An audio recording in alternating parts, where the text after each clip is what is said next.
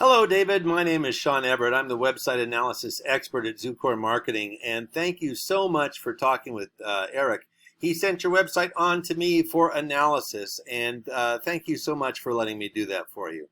Now, first off, I'm going to tell you that your site is underperforming, and part of the reason might be that it could be a little simplistic. Here is the top of your site, here is the bottom of your site, and there's not a lot of information on there. Now, I'm going to tell you how you can make your site become number one in your region and how you can get more customers from it. Now, the first thing I do when I examine a site, when I do an analysis, is I have a paid tool that I look at. It's called Ahrefs, and it gives me a lot of the metrics of your site, and it shows me how it's been performing over the last couple of months. Now, the next thing I do is I go to a Google search. And the reason I do that is because Google is responsible for about 96% of your traffic. So with very few exceptions, most people find your site through Google.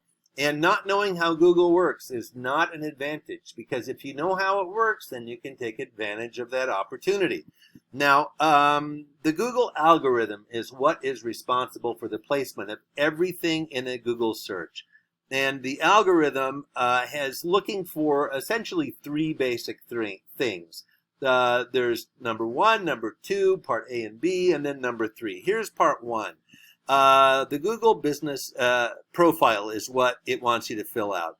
Now, this is a profile like any others online, except it's hosted by Google. That asks you all sorts of questions as opposed to about you, about your business, what year you started, what your daily hours are.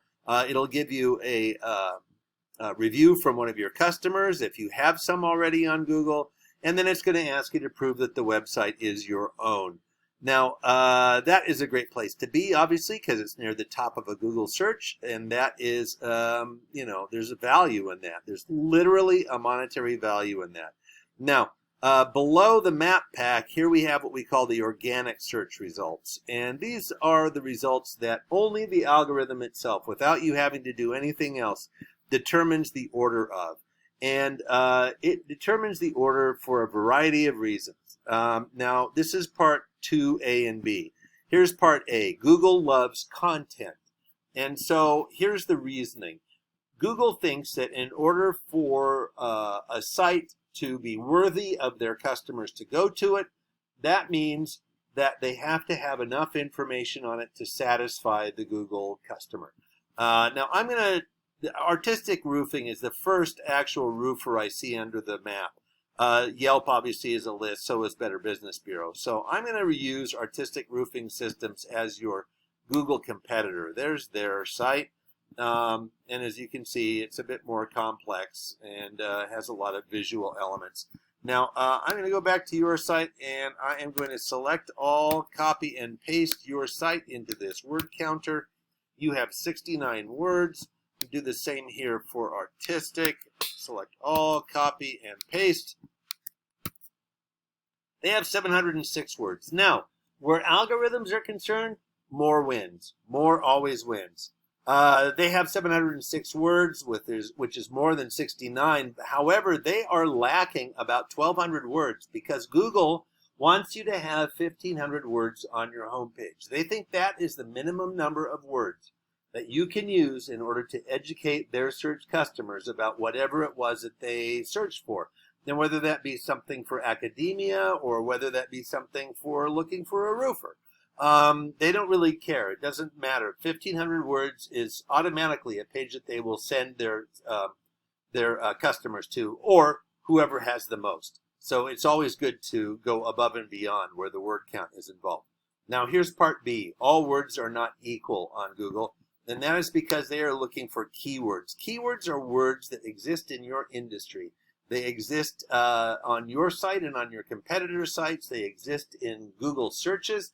And also they exist in the communities that you serve. This is the sort of conglomeration of different sources that these words come from. And these keywords are words that Google expects you to have on your site.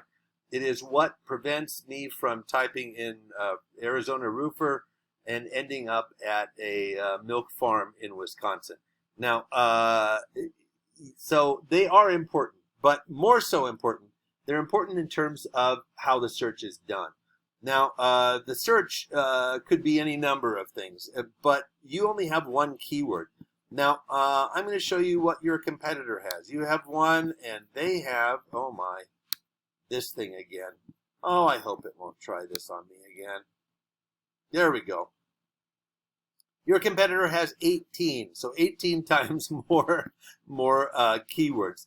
And I can tell you that there are a lot more than 18 more keywords. You could have literally 1,000 and still be well within the bounds of not reaching the end of keywords.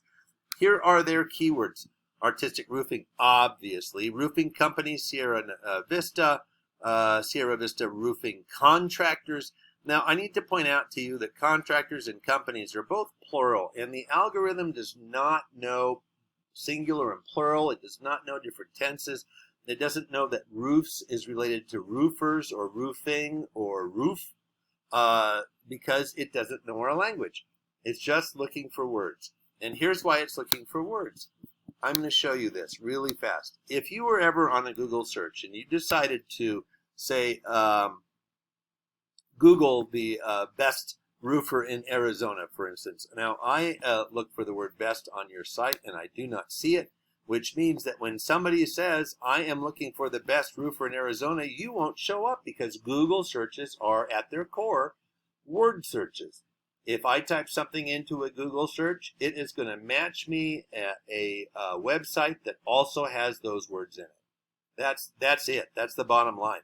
So that's why these keywords are important. Now, the next thing I'm going to show you are backlinks. You have 6 backlinks on 4 different domains.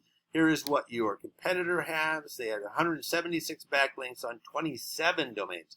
A backlink is where your site, there is a link to your site on somebody else's site. So one example of that might be Yelp, where there might be a link back to your site. Now, here are their links. They are on yellowpages.com, porch.com, superpages, this old house. Now, these are not at all the full amount of the 90s or the 80s that you could be in. These numbers are the domain rating. That's a system from 0 to 100 that shows the strength of a domain's backlink profile. Now, a backlink profile means, just like I told you for your own, there are a lot of other pages that have a link to the yellow pages on them. Same with porch.com, same with superpages. You want most of your backlinks to be on sites that are, say, 70 to 90. And there is only 190 here. I can think of about 20 others that are in the 90s, and they are not here. So definitely something that you could spend your time getting on. Sometimes it's as simple as filling out a profile. Now, the final thing I'm going to show you here is this, and that is that last month, as a result of the keywords and the backlinks, you had traffic of 0 on your site, meaning you had absolutely no visitors. Same for the month before. Now, here's what they had. They had 38. That is more than 1 a day, and that is up 7 from the month prior, which was still more than one a day. Depending on the month, actually, 31. So, enough 1 a day for all of January. So that being the case, they had 38 more opportunities to have somebody see their site and have that person become a customer by asking for an estimate. And those are the sort of odds that you are up against. Now, obviously, not all of the 38 people are going to become a customer. That's just not realistic. I don't know what the exact number is, the percentage-wise of customers to numbers, but all I can tell you is that they had 150, where are they? They had 38 times more opportunity than you did to have that happen. Now, now you could sit around and figure all this stuff out on your own. It's not like it's rocket science that you can go into your website and make these changes. And I've certainly told you what the processes are now. But if you would rather spend your time roofing than dealing with all this malarkey, then by all means do that and give Eric a call. He would be happy to guide you through the next steps. Thank you so much for watching, David. You have a great rest of your day.